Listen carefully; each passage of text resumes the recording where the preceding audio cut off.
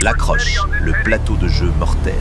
En ce moment même, à plusieurs centaines de mètres sous la surface des océans, se joue la guerre la plus silencieuse de l'humanité. Trois philosophies d'ingénierie radicalement opposées s'affrontent dans les abysses pour garantir la survie de leur nation. La Russie a fait le pari terrifiant du gigantisme absolu, forgeant de véritables monstres capables de déclencher des tsunamis. Les États-Unis, de leur côté, ont investi des milliards pour transformer leurs immenses sous-marins en fantômes indétectables. Mais au milieu de ce duel de titans, une nation européenne a réussi l'exploit technologique de s'imposer seule dans l'obscurité. Découvrez comment la France a repoussé les limites de la physique pour tenir tête aux deux plus grandes superpuissances mondiales.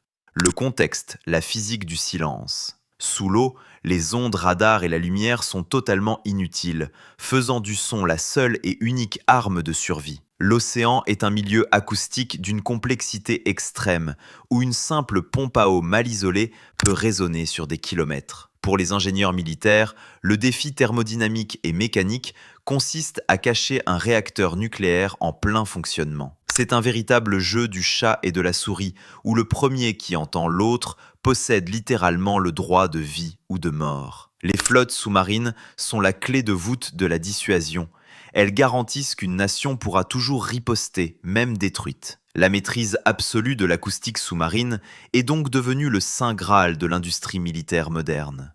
La génération précédente, le prix de la vitesse. Pour comprendre cette course au silence, il faut se rappeler des erreurs fatales de la toute première génération de sous-marins nucléaires. Pendant la guerre froide, les soviétiques privilégiaient la vitesse pure avec des engins comme la célèbre classe Alpha en titane. Ces machines filaient à plus de 70 km/h sous l'eau, distançant facilement les torpilles occidentales de l'époque. Cependant, la cavitation de leurs hélices générait un vacarme mécanique assourdissant, repérable par les sonars américains à travers tout l'Atlantique. La leçon technologique fut brutale. Dans l'océan moderne, la vitesse mécanique n'est plus qu'une simple invitation au suicide balistique. Toutes les marines du monde ont donc dû changer de paradigme pour se concentrer exclusivement sur la furtivité absolue. Le monstre russe, la force brute. Aujourd'hui, la Russie assume une philosophie de dissuasion basée sur l'intimidation psychologique et le gigantisme industriel pur. Son navire amiral, le Belgorod,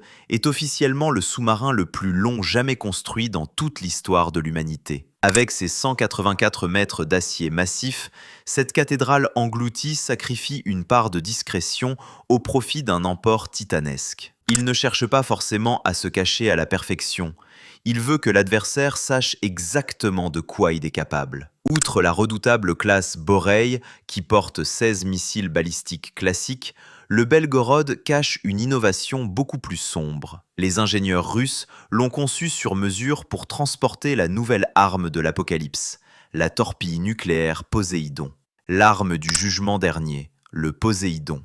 Le Poséidon n'est pas un simple missile, c'est un drone sous-marin lourd, totalement autonome et propulsé par son propre mini-réacteur. Conçu pour naviguer à des profondeurs extrêmes, il peut traverser des océans entiers sans jamais remonter à la surface. Son objectif tactique n'est pas de frapper un navire, mais d'exploser directement à proximité des grandes côtes ennemies. Selon la communication russe, la détonation de sa charge mégatonique soulèverait un immense tsunami d'eau hautement radioactive. Même si de nombreux experts doutent de la réalité physique d'une telle vague, cette arme toxique rayerait tout de même des métropoles de la carte. C'est l'outil de terreur psychologique ultime, redéfinissant totalement la notion de destruction mutuelle assurée au XXIe siècle. Le fantôme américain, la classe Ohio. Face à cette force brute soviétique, la marine des États-Unis a choisi la voie de l'invisibilité acoustique et de la saturation balistique. L'épine dorsale de leur dissuasion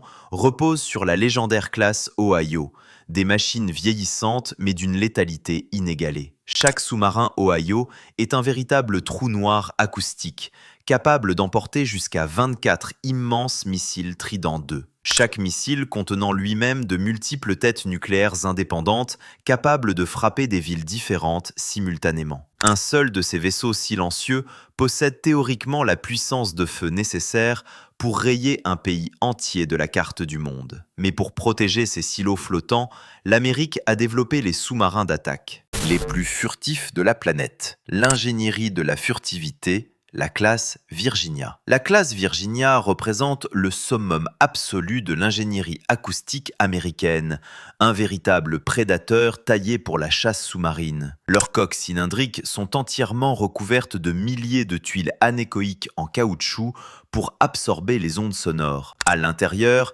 la thermodynamique est poussée à l'extrême.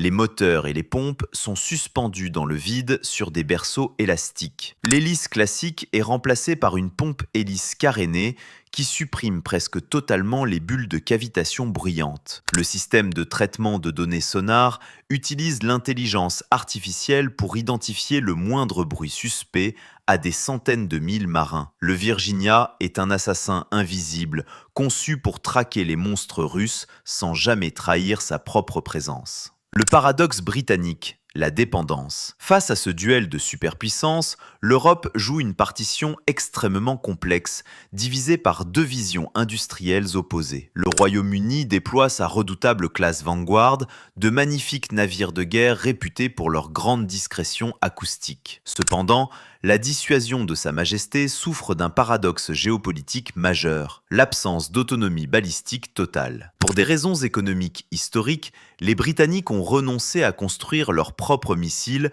et louent les tridents américains. Si les ogives nucléaires et les sous-marins sont bien anglais, le vecteur de lancement dépend de la technologie de Washington. Cette soumission technologique relative contraste violemment avec la doctrine d'indépendance absolue voulue par leurs voisins de l'autre côté de la Manche. L'exception française, la souveraineté absolue. La France a historiquement refusé de confier les clés de sa survie nationale à un allié, même le plus fidèle d'entre eux. Pour préserver la doctrine du général de Gaulle, l'industrie navale française a dû concevoir l'intégralité de son système de ses propres mains. C'est ainsi qu'est née la légendaire classe Le Triomphant, un chef-d'œuvre d'ingénierie pesant plus de 14 000 tonnes d'acier spécial. De la conception du réacteur nucléaire miniaturisé jusqu'à l'alliage de la coque en passant par les sonars, tout est strictement français. Ce défi industriel monumental prouve qu'une puissance moyenne peut tenir son rang technologique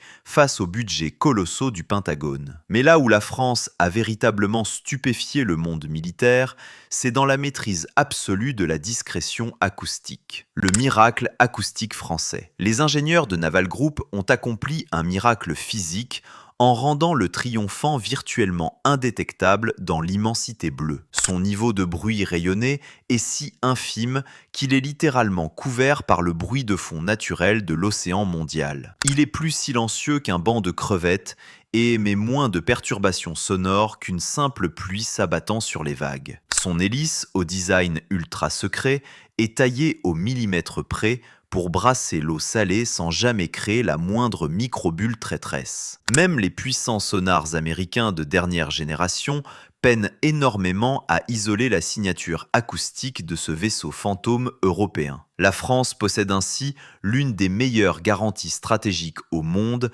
pour s'assurer que son sous-marin survive à une première frappe ennemie. Le vecteur M51, le dard tricolore. Pour armer ce vaisseau fantôme souverain, la France a développé le missile balistique stratégique M51. Ce titan de 50 tonnes est une merveille de balistique spatiale, capable d'être tiré depuis les profondeurs de l'océan sous la pression. Une fois expulsé de l'eau par un générateur de gaz, son propulseur s'allume en plein vol pour l'arracher à la gravité terrestre. Le missile grimpe dans l'espace sidéral et utilise les étoiles pour recaler sa centrale inertielle avant de plonger vers sa cible. Ces têtes nucléaires indépendantes rentrent dans l'atmosphère à plus de Mach 25, rendant toute interception physique totalement impossible. C'est l'ultime argument diplomatique français, la garantie foudroyante que toute agression contre le pays serait payée au prix fort. Le combat des algorithmes. Aujourd'hui, la course entre l'épée et le bouclier se déplace vers l'informatique quantique et l'analyse des mégadonnées océaniques. Les États-Unis tapissent les fonds marins de réseaux d'hydrophones ultra-sensibles, tentant d'écouter les bruits de friction des monstres russes. Les sous-marins modernes ne se battent plus avec des torpilles, mais avec des algorithmes complexes de traitement du signal acoustique. Des supercalculateurs embarqués trient des milliards de données sonores par seconde pour différencier un cachalot d'une pompe nucléaire ennemie. La furtivité physique atteint ses limites thermodynamiques absolues, forçant les ingénieurs à inventer de nouveaux matériaux toujours plus absorbants. L'océan est devenu un gigantesque échiquier numérique où la moindre erreur de conception acoustique équivaut à un échec et mat. La prochaine génération, Columbia.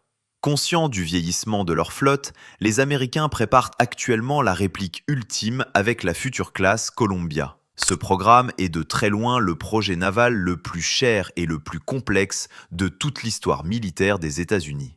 L'objectif est de créer un sous-marin à propulsion électrique totale, supprimant ainsi les immenses engrenages réducteurs qui généraient du bruit. De son côté, la Russie multiplie les essais de ses drones d'apocalypse, cherchant à contourner définitivement les boucliers antimissiles occidentaux.